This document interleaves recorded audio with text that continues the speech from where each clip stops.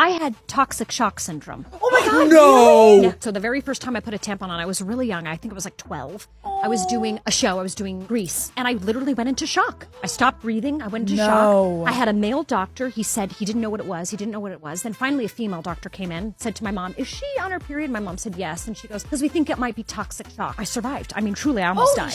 20% chance of living. I know because I struggled and I cried. I know because I almost fucking died.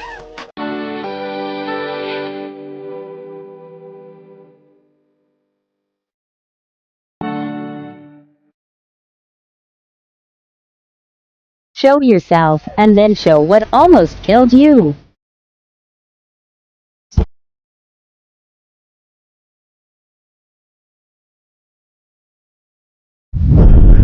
Pull me out. I'm fucking sick of it. I'm fucking sick of it. I'm fucking sick of it. Oh.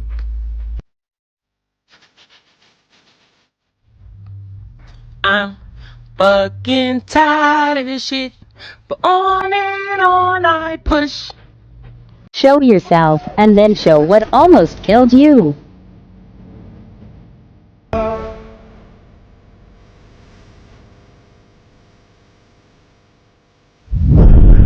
Pull me out.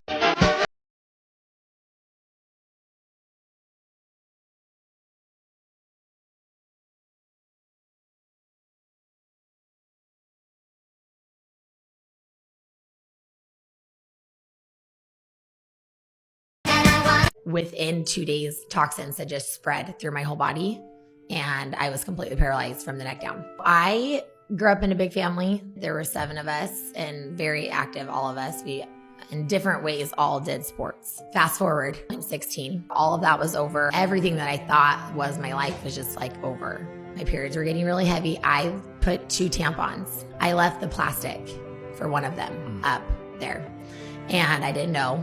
I had had weird symptoms of something's wrong. I started to get really sick with like the flu. I got diagnosed with toxic shock, and I started to have paralysis. Like I walked like I had MS. So like my hands curved in, my knees curved in, I was hunched over. While all this is going on, I felt like early in my 20s, I could not admit to this, but now like as an adult, I was really struggling with an eating disorder at the same time. I was cheering at Mountain View High School. It was really competitive, really intense, and I was obsessed with just my body and the way I looked. Within 2 days, toxins had just spread through my whole body, and I was completely paralyzed from the neck down. I was at Phoenix Children's Hospital for 3 weeks, and they ended up finding, like, it's called an ADEM. So basically, there's like lesions in your brain from your nervous system. So this foreign object is in there, and your body starts to attack itself. It's an autoimmune disease called Guillain-Barré. So I was paralyzed and had to relearn how to walk and move. So I missed a whole quarter of my sophomore year. I was in a wheelchair for the rest of my sophomore year, and then was in a walker and just little by little physical therapy. I really was suicidal at the time. I really, really was, and thought about it all the time. I'm so sorry that you experienced it, and I'm so glad that you are still here. It was an absolutely horrible experience for me as well. And this is really the whole point of my page. It's actually not to raise awareness about menstrual toxic shock. It's about raising awareness about menstrual related conditions and giving that safe space for people to share openly, to talk about the things that they go through, because we just don't have spaces like that. I would have been so much better off. I would have not isolated as much if people talked about menstruation. I would have talked to my friends about what I was going through. And there are so many menstrual related conditions, menstrual toxic shock or otherwise.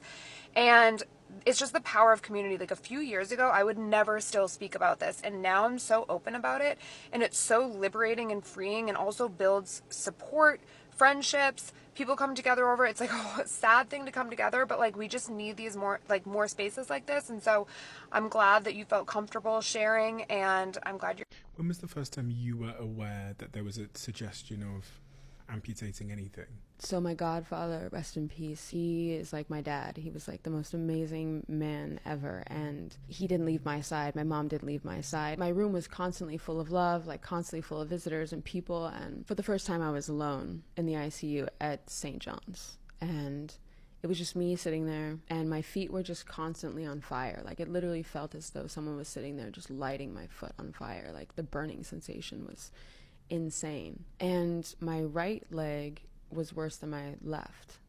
My toes on my left side were turning purplish pink, but my right side, there was a lot more damage, you could tell. And so then the concern came in of basically they needed to amputate my right leg to save my life, or I was going to die. And I had no idea about any of that. So I'm laying there, my room is empty, and there is a nurse that comes in, and she's on the other side of me behind a curtain, and I can hear the conversation. And she's saying, I have a young girl here who's 24 years old who's going to need a right leg below the knee amputation, and we need to get her in bed right away and into hyperbaric as soon as possible. So she's on the phone to UCLA to get me into UCLA because they have the best hyperbaric chambers there. That basically it's like 200% oxygen that you go into, and it basically just like gets everything moving and the blood flow to everything. And so they were trying to get me a room, and I just remember like looking around and being like, she's talking about me, like she's saying that I'm an amputation, like. And I just fucking started screaming. And I was screaming for my mom. I was screaming for my godfather. I was screaming for everyone. I was like, do not let this person, do not let anyone touch me. Like, what is she saying? Like, tell her that's not true. Like, just completely unaware of, like, the severity of the situation for myself. That was probably the first time where I, like, even heard the word amputation. Can't believe you overheard it. Yeah, it was, like, shocking. And then from there, I think I just was like, I'm fucking doomed. Because, like, being able to just walk and move, and obviously being an athlete and not having your legs, like I couldn't even wrap my head around that. Like, what does that even look like? Menstrual toxic shock mimics the flu. So chills, fever, nausea, vomiting, diarrhea, all of those are symptoms. More severe symptoms are high heart rate, low blood pressure, rash, skin peeling. A headache is also a first mild symptom. If you get symptoms with a tampon in, take it out and let me know if you have any other questions. Menstrual toxic shock symptoms from a menstrual toxic shock survivor.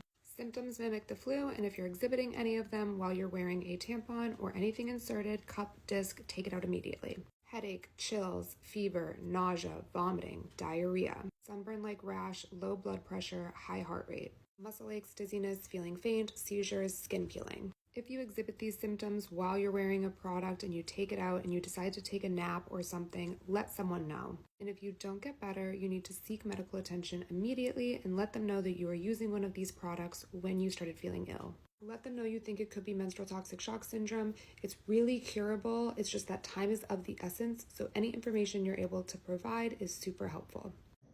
13 years ago today, this was me. I nearly lost my life to tampon usage, and I got toxic shock syndrome. This is my yearly awareness post. Please, please, please do not wear a tampon for longer than 4 hours at a time. I got really, really sick at the 8-hour mark. I just forgot about it. It was homecoming night. I was dancing on the dance team, had to go to our school dance, and it was just a really busy night, and I woke up at the 8-hour mark super, super sick.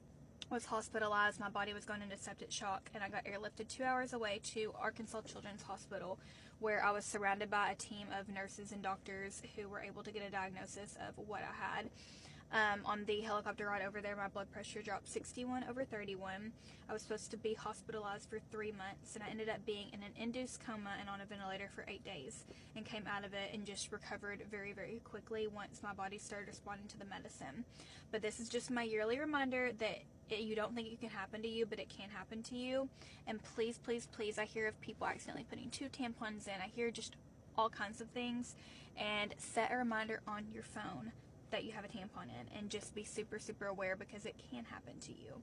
For probably 10 years, I would wear Thinks panties. This last year and a half ago, I started wearing a menstrual cup, and it was a game changer. And I've not worn a tampon in 13 years, obviously.